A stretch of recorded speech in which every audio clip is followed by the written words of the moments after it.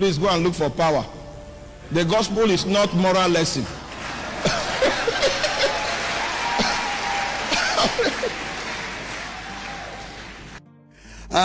Some people don't like the idea of presenting God as though he is powerless. They don't like that idea. They want us to present that God is the one killing everybody. You can't dare God. You can't try him. If you try God, you will see his other side. They feel good when they speak like that, because for man, authority is muscles. In Psalm 66 verse 3, Psalm 66 verse 3 says, say unto God, how terrible art thou in thy works! Through the greatness of thy power shall thine enemies submit themselves unto thee. Through the greatness of thy power we prevail by power. But for God, power is weakness. That's the difference. For example, if you understand Christ crucified, that's powerless. How will you say you came to save the world and rid it of evil and wickedness? Then you submit yourself to the hands of evil people for them to do what they want to do with you, and they kill you. They carried you helplessly like a goat to the slaughter, and you could do nothing. You couldn't even defend yourself from a slap. Even the weakest among them slapped you, and you couldn't stop his hand. And then you say you are all powerful. It makes no sense. But that is the wisdom of God, which to us is power. Am I communicating here? To the world is weakness, but to us is the power of God. So this powerlessness to man is foolishness. But that's the power of God. That's the power of God. Can I ask you a question?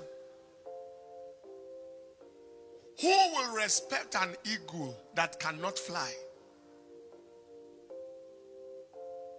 Who will fear a lion that cannot roar? Who will fear the child of the God of power who lacks power?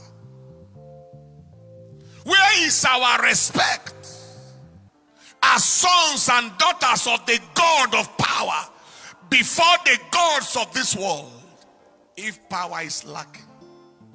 God is not actually doing anything in his power. Like forgiveness is his power. In forgiveness, you do nothing. In forgiveness, you do nothing. You only let go. That's why when people say, the power of God, I say to them, regulated. The power of God I know is regulated. Is the power of God unto salvation. Regulated. It's not just power. It's power that is regulated to an intent. And the intent is obvious. Salvation. So we see God's power within the framework of salvation. Outside salvation, you won't see the power of God. You won't see God's power outside salvation. My father in the Lord, God's servant Bishop David Oyedepo said, life is a battlefield, not a playground. He said it is warfare, not funfair. He said, and the battles of life don't serve you notice. Whether you are interested or not, the fight is on. He said we wrestle, for we wrestle. Just that it's not against flesh and blood, but the fact is that we wrestle against principalities, against powers, against the rulers of the darkness of this world. Please go and look for power. The gospel is not moral lesson.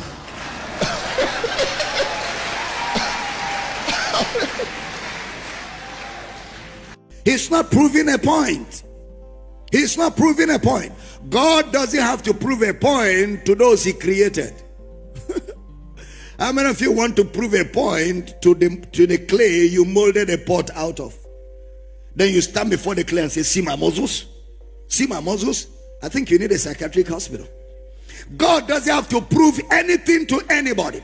So that is why God's power is channeled within the conduit of his love, which the intent is to save.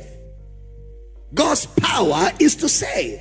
The gospel is the power of God unto what? Salvation. Salvation. Not just power, but power to save. So that's why when we started with the wisdom of God, we took time to look at this aspect, because this is very, very fundamental if you are really going to enjoy your relationship and your walk with God, and if you're going to understand God's character so well that you can, with your two eyes open, predict his next step. Because you must know God that much that you can predict that that is God, that is not God. This is what God will do, this is what God will not. That is the level of knowledge, and that knowledge of God can only be revealed within the elements of his character. If you don't know his character, you don't know him. So in the wisdom of God, after searching through the scriptures, we concluded that the wisdom of God is the love of God. If you like, no get sense.